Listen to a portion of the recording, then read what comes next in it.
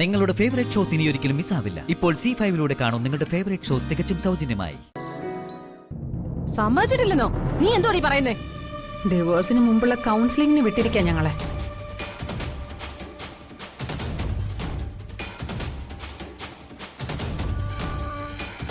വിവാഹമോചനം വേണോ വേണ്ടോ എന്ന് ആലോചിക്കാനാ കൗൺസിലിംഗ്.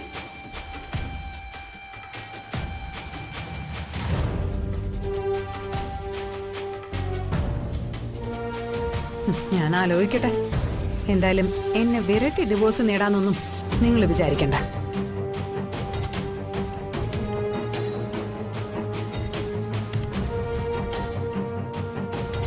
ഞാനും ഒരു മനുഷ്യ സ്ത്രീയാ.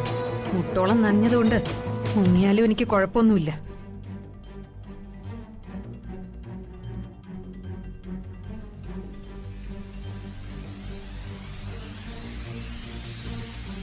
എന്നെ നാണം കെടുത്തിയതിനും വാക്കുകൾ കൊണ്ട് 1000 പ്രാവശ്യം മുറിവേൽപ്പിച്ചതിനും കണക്ക് തീർക്കാതെ പോകുന്നത് ശരിയല്ലല്ലോ. സാവിത്രി അടങ്ങ്. അവരുടെ ഒരു ധിക്കാരം കണ്ടില്ലേ? ഈ ഗെയിമിൽ ഇപ്പൊ വിജയിച്ചു നിൽക്കുന്നത് ഞാനാ. പന്ത് എന്റെ കോർട്ടിലാ. എന്ത് വേണമെന്ന് ഞാൻ തീരുമാനിക്കും.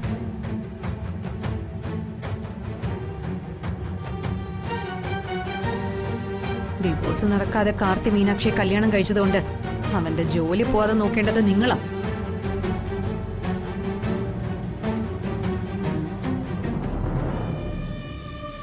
പ്രതികാരം വേണോ അതോ മാന്യമായി മടങ്ങിപ്പോണോന്ന് ഞാൻ തീരുമാനിക്കുന്നത് നിങ്ങൾ എന്നോട് കാണിക്കുന്ന പ്രവൃത്തി പോലെ ഇരിക്കും.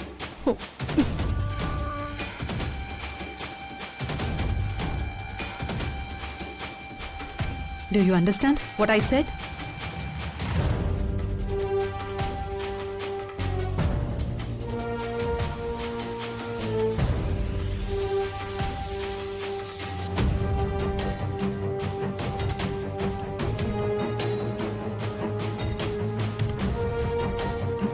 ഇവൾ ഒരു നടക്കി പോകുന്ന ലക്ഷണമൊന്നും കാണുന്നില്ല. ഏതെങ്കിലും കൊട്ടേഷൻകാരെ കൊണ്ട് ഇവളുടെ കൈയും കാലും ഒക്കെ തല്ലി ഒടിച്ചാലോ അമ്മേ? അതൊന്നും നമ്മുടെ രീതിയല്ലല്ലോ മോളെ.